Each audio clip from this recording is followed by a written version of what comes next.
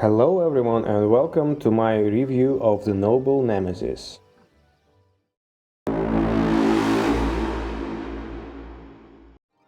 The noble Nemesis comes from Koget, who authored one of the most acclaimed and replayed maps in Horn of the Abyss. The devil is in the detail. Those who played it will recognize the author's touch in the noble Nemesis. This map features beautiful hand-drawn landscapes, unique quest chains for each of the playable colors, and interesting dynamic around the pink enemy. The main antagonist is a tough enemy dealing with whom you'd need to pull not one trick out of your hat.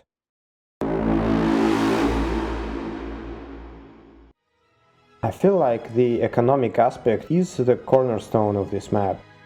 It's much easier to explain everything else as a side effect of the economy.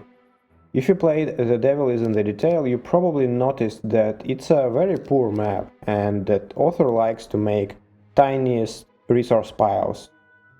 Well, you haven't seen anything yet if you really think that The Devil is in the Detail is a poor map.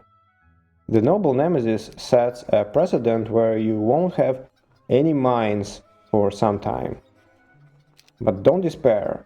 While it sounds terrifying, in reality there are multiple resource objects available to each player, and there are enough resource piles to drive your economy early game. However, you'd need to be aggressive to benefit from them. As a result, it seems that factions with wood or resource silo might have an advantage over others. However, even though I played this map only for one faction, I looked through other starting locations a little bit, and frankly, I wouldn't be surprised if map author accounted for it when he was placing resource objects in each zone.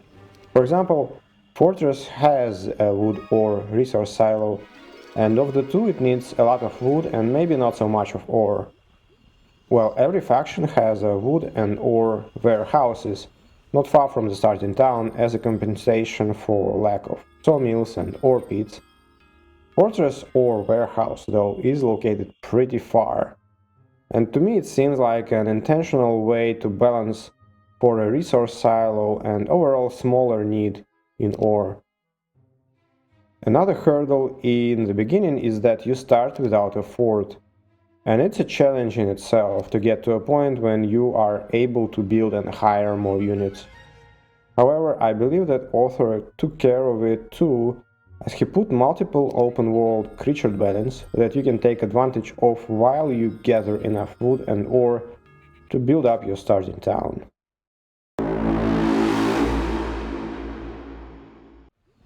In the Noble Nemesis, you have 7 colors available to you, with each of them having a pre-selected faction. One of the notable features of this map is that the good aligned factions are preserved for the pink player. These are Castle, Rampart and Tower. So for you, lovers of Archangels and Titans, you'll have to choose a different faction here. I'm personally tired of all those do-gooders and rather play something else, really. Reading through various map threads on Maps for Heroes, I can't help but notice that almost every map ends with an army that includes Archangels and Titans among others. It's good for a change to have a different army composition once in a while. Keep in mind that this map was made before HOTA 1.8, and at the time of this video there is no bulwark on the map. Also, a few words about progression. Each faction has a couple of unique quest chains that help you track your progress in the beginning. Later, as you expand, you start facing pink heroes around the map, first stationary, then wandering. I don't want to spoil too much for you. There is not much guidance on the map, but it doesn't try to hide the objectives from you. It simply encourages you to explore and find them yourself, which is not bad at all.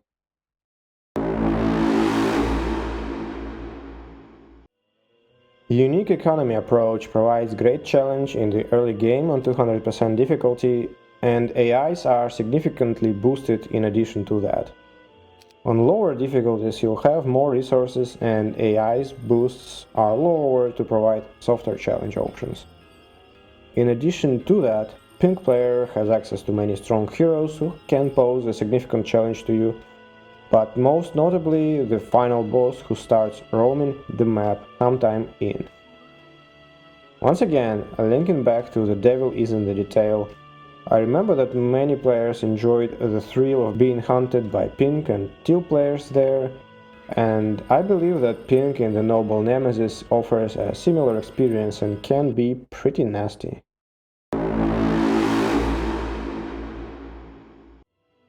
In terms of heroes, you are free to pick whichever you want. There are almost no restrictions. Of course, some heroes are reserved for Pink, but all of the most notable heroes I could think of are there for you to choose. Skill-wise, there are also almost no restrictions. The only exception is the Eagle Eye, because it can bypass the intended spell progression. Speaking of spells, there are several that you will have to work to obtain. These spells are Dimension Door, Fly, and Town Portal as usual, and also Slow, Blind, Berserk, and Resurrection. These are pretty good spell bans. Personally, I'd be tempted to also ban Hypnotize and maybe a few other spells like Force Field, but in general I consider current list a great baseline to provide a challenging experience.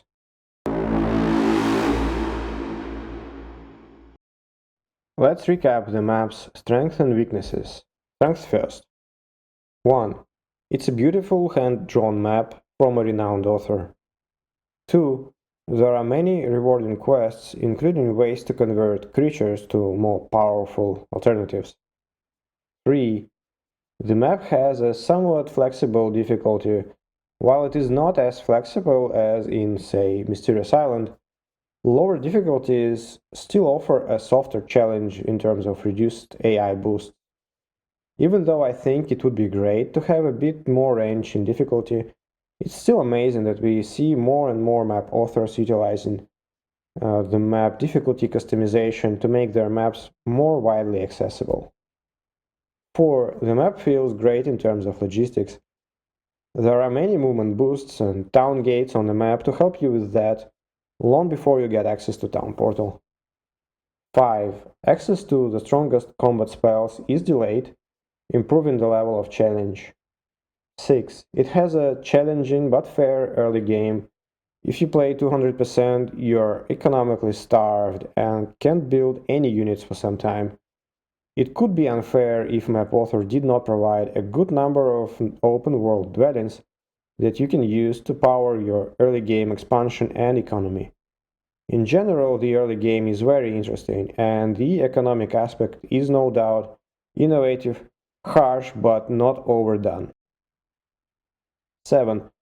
The main antagonist is active on the map and can provide a nice hide-and-seek experience that many people liked about The Devil is in the Detail.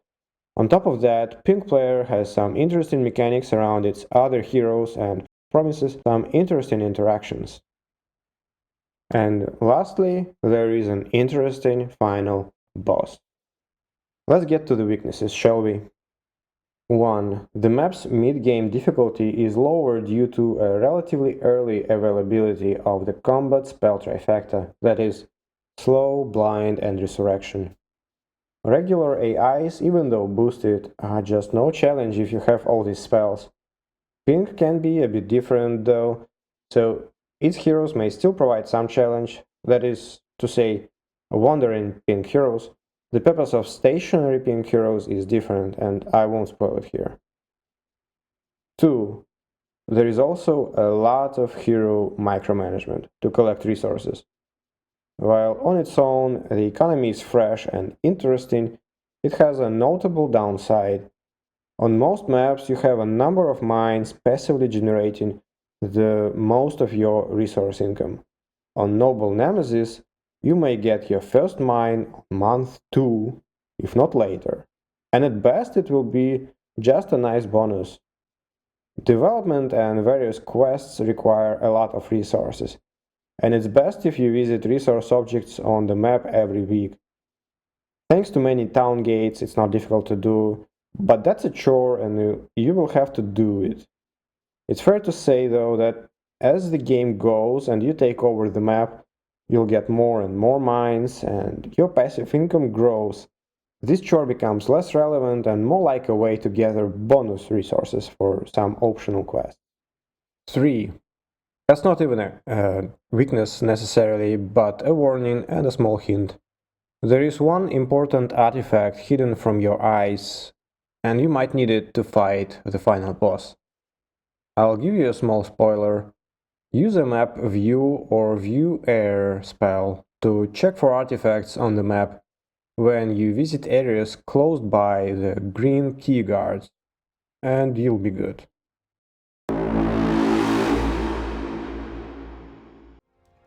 This map is probably fitting most skill levels, maybe except the very beginners. Veterans might find its economic challenge interesting enough to give it a try. That said, I see two potential problems for players. Firstly, you need to accept that there will be heroes micromanagement, and you'll need to gather a lot of resources every week this way. It's very easy to do. Honestly, all you need to do is just keep track of a few zones with multiple resource objects and send a hero there every week. If that's fine by you, that's one less problem for you. Another problem I see is that many people may choose a wrong difficulty and get overwhelmed by a difficult early game or don't scale well into the mid game. Neighbor AIs are easy if you get the trifecta of combat spells and scale well into the mid game, but they might be a nightmare to deal with if you do neither. Many played The Devil is in the Detail, and I'll try to compare these two maps and at least give you something to help understand if this map is for you and what difficulty would be best.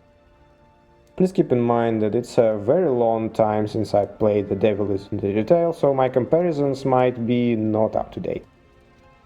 I'd say that if you confidently won The Devil at 200% without going close to or above 12 months, and did not have to resort to cheap tricks like digging holes to avoid enemies landing, or consistent hit-and-run use, 200% should be a good fit for you. Otherwise, if you still want The Devil at 200% but had a hard time with it, I'd suggest trying 160% first. For everyone else, for the first playthrough, I suggest you pick the difficulty one level lower than what you are used to.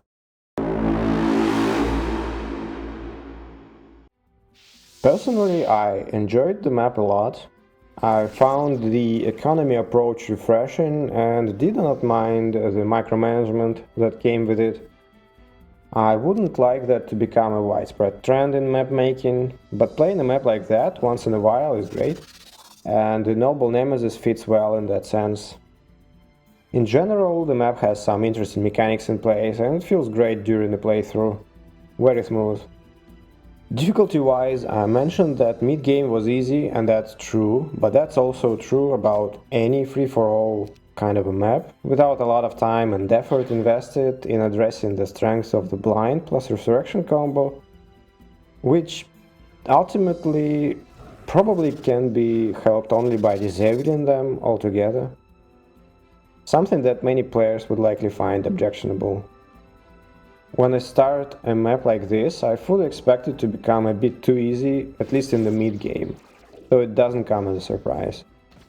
However, the final boss was interesting to play with, and I'm happy that map author ultimately decided to give him the power of the Dragon Father to make him immune to the mind control spells. It turns the fight either into an epic struggle late into the game, with huge armies and possibly huge losses too, or into a nice little puzzle to solve if you want to take him out before you have a comparable army and strength or want to avoid losses. Check out my playthrough if you are curious to know how to do that. That's it for my review of the Noble Nemesis. If you played it, let me know what you think about this map, what faction you played, how it went for you, and if you agree with my opinion. Thanks for watching, take care, and I'll see you in the next one. Bye.